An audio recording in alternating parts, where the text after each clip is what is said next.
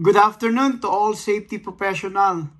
Welcome again sa aking vlog, Devara's Tree Vlog. I'm Safety Alfred. 2 months akong di nag-upload ng video.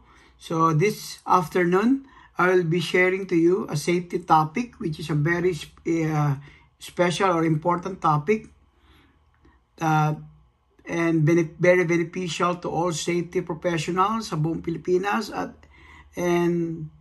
to all safety professionals around the world. No, my topic is about a lockout tagout.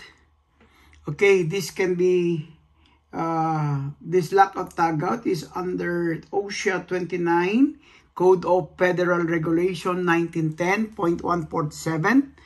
It's about the control of hazardous energy, or is commonly known as the lockout tagout. Okay,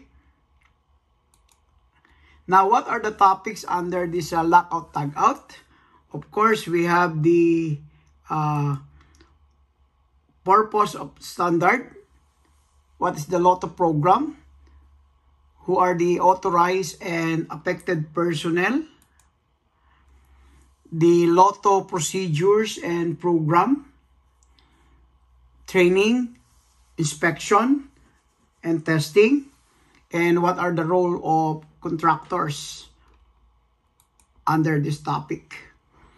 Okay, if we go back, guys, first we have the LOTO mishap are severe. Ibig sabihin, what are the cases, no, why LOTO is very important, no? The average lost work days for failure to lockout tagout is about 24 days per injury. So can you imagine the severity, no? And 120 workplace fatalities annually are related to failure to LOTO. So this is based on facts, no, which is being recorded, no, especially in US and other countries. Okay. Now, under LOTO, what we they call the tag center, wherein tags are being placed to a certain location, what we call the centralized point to keep appropriate tags. So, para hindi nakakalat, no? So, that's the tag center. And then, what is the purpose of the lockout tagout standard? Okay, so if a risk exists to any person, no, upon unexpected startup or sudden release of stored energy, all protective measures must be taken to isolate all sources of hazardous energy. Okay? So that is, ibig sabihin, especially during maintenance, no? The maintenance work, wherein LOTO is very important. So we see to it that all hazardous sources, no, must be in off position, no, so that we will not endanger the life of all affected personnel or some personnel or workers. Okay, what are the types of energy sources that involves in this LOTO program? Okay, so we have a list here, and we identify all sources of energy. So we have electrical. For example, the mga panel board, switchboard, switchgear, no? Hydraulic, pneumatic, thermal, chemical, mechanical, cord and plug equipment, and other types of sources. So you notice these energy sources, we will apply the LOTO program, you know? Okay. Who is the authorized person or personnel? What we call the authorization. Any employee involved in the service or maintenance of any machine or equipment having potential for release of hazardous energy is authorized to lock out, tag out if he or she is adequately trained. Ibig sabihin, yung mga trained personnel lang to do the lockout tagout is the authorized personnel to do this program, no? The authorized personnel.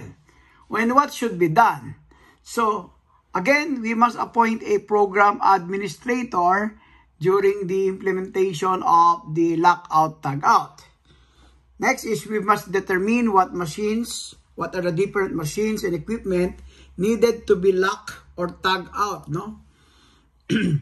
So again, guys, by using your job hazard analysis and inspection knowledge, we can determine what are the machines and equipment needed to be locked and tagged out. Okay, guys, in Lotto program, we must purchase or appropriate locks and tags, no, specialized locks and tags, no. It's not we will not use the common locks, no, that we can buy in any ordinary store or any hardware, no. Develop, of course, what should be done first is for a facility or for a company to develop a Lotto program. Okay, that's very important. So as a safety professional, we must be able to develop a program about lockout tagout. Next is determine the status of the employees, who will be the authorized, who will be the affected personnel, and others, no, and other personnel or other employees. Okay, and then of course we will provide training for them, because since this is a program, so we need to train our personnel or workers, especially the authorized personnel, the affected personnel, and other employees in the area or in the facility, within the facility. And then before we implement the Lotto or the lockout tagout program. Okay, what are the responsibilities of this person, no? Responsibility should be given to a program administrator for the lock acquisition or classification of locks to be used, the safe work procedure, what are the job steps or procedure in conducting the lockout tagout, and then ensure that all training needed or tinatawag natin na all training coordination must be done, no, prior to start of any lockout tagout. The contractor coordination if there's another contractor involved in the program, and assisting supervisors in implementation and enforcement of disciplinary action for non-compliance. Now, another responsibility under this program is conducting a periodic inspection, no, and documenting changes in control program as a result of inspection during site inspection, no? Assisting in development of specific procedure and maintaining program availability for employees and interested person. Okay. When to apply Lotto? Kailan ba natin to ginagamit tong lockout tagout? The application of the lockout tagout is required when servicing or maintaining machine or equipment. Number 2, if it is necessary to remove a guard or bypass safety device or interlock. Third is if an employee has the potential to be exposed to material being processed or tinatawag natin point of operation or the machine operating cycle. Okay. Now, there is also an exemption to lockout tagout. Tinatawag natin OSHA exemption to lockout tagout. Like minor tool changes, adjustment, other minor servicing activities taking place during normal production operation that are routine, repetitive, and integral to the use of the equipment for production. Okay? Provided alternative measures offering effective protection are being used. So, for example, shown in the picture, no? Okay. And exclusion of Lotto. The Lotto standard does not apply to the cord and plug electrical equipment. Plug has to be under the exclusive control of the employee performing services or servicing or maintenance. And also during hot tap operation. When you say hot tap operation, wherein a welding on transmission and distribution system, okay, when performed on pressurized pipelines provided, the employer demonstrates that there's continuity of service. The continuity of a service is essential. The shutdown of system is impractical. Documented procedures are followed. And special equipment used to provide proven effective protection for employees. Okay. What are the authorized devices? No, that's seldom used or usually used during lockout tagout. Okay, these devices shall be capable of withstanding the environment to which they are exposed for the maximum period of time that exposure is expected. Number 2, tagout devices must be constructed and printed so that exposure to weather will not cause deterioration or the message to become illegible. Okay? That's the reason why some companies are placing a made-to-order tags, no? Eliminate the possibility of deteriorating materials. And devices shall indicate the identity of the person applying the device. So you notice the competent persons are the authorized personnel are their names are listed on the tags and their signature is being affixed. No? We must document procedure for every machine, not necessarily if everything listed below exists. Machine's equipment has no potential for stored or residual energy or reaccumulation of stored energy after shutdown, which could injure employees. Machine or equipment has single energy source readily identified and isolated. Okay? Another is isolation and LOTO of that energy source will completely de-energize and deactivate machine and equipment. Lastly, if machines or equipment is isolated from that energy source and locked out during servicing or during maintenance. Okay? Another, document, not necessary if all exist, no? If single LOTO device will achieve a lockout condition, or a LOTO device is under the exclusive control of the authorized employee performing servicing or performing maintenance. Servicing or maintenance does not create hazard for others. The employer has no accident involving unexpected activation, the energization of machine equipment being serviced and maintained. Okay. Who are the authorized employees? What are the characteristics or the role of the authorized, what we call authorized employees?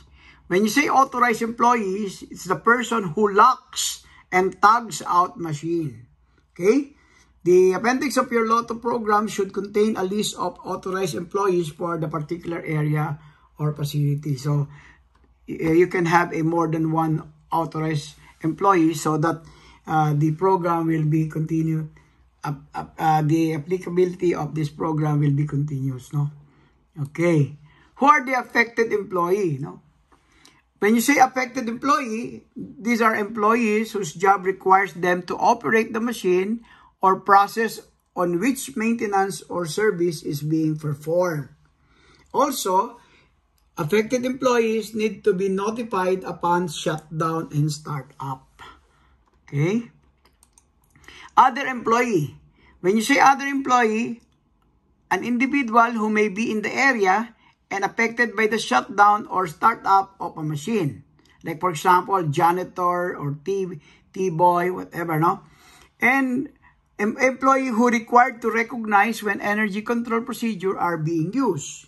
Also, employee understand the purpose of the procedure. And employee understand the critical importance of not attempting to start up or use equipment that has been locked out or tagged out. Okay? So, as shown in this slide, no, there is also what we call the affected workstation, particular area in the facility or in the building.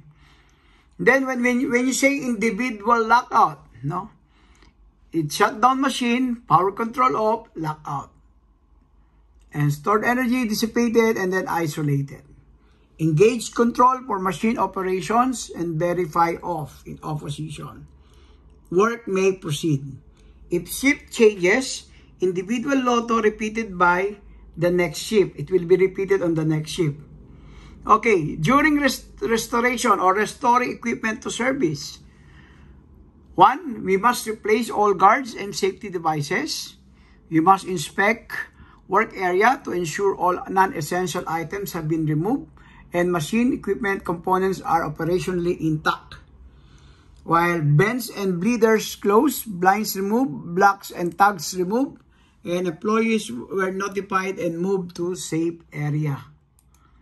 Okay. Also, during restoring equipment to service, each employee remove his or her lock if it involves multiple contractor or multiple personnel. No? Machine restarted to ensure working properly or safely. Then, affected employees notified that machine equipment back in service. Okay, when we have also a group lockout, no, that involves a multiple companies, no. Same as individual lockup, except the primary responsibility vested in authorized employee for set number of employees involved, and the provision for authorized employee to a certain exposure status of individual group members. When more than one crew, craft, department, etc., involve lotto responsibility given to one authorized employee for coordination. Each authorized employee affixes personal lotto device to group lotto device or lockbox when they begin to work, like as shown in the slide. No, we have what we call the group lockbox and the locator. No, wherein our group lockout tagout is being placed. Okay. Group restoration to service. Each trade replace all guards and safety devices. Bends and bleeders closed. Blinds removed. Blocks and tags removed. And each employee remove his or her lock. Okay. Employees are notified and removed to a safe distance. And group authorized person ensure machine devices operating properly and safely. And group authorized person notifies all personnel, affected employees, that machine equipment is back in service. During lock removal other than authorized person, for example, if the authorized person is not available, a situation may arise whereby a lock needs to be removed and the authorized person who put it in is not on site. Now, it can be done as long as documented procedure is being followed. What is the minimum procedure? The minimum at a minimum, the procedure must include verification by the employer that the authorized employee who applied the device is not on site, number 1. Number 2, all reasonable efforts to contact the authorized employee to inform him or her that the lock has been removed. And the employee is definitely informed of the removal of the lock upon his and her return to work.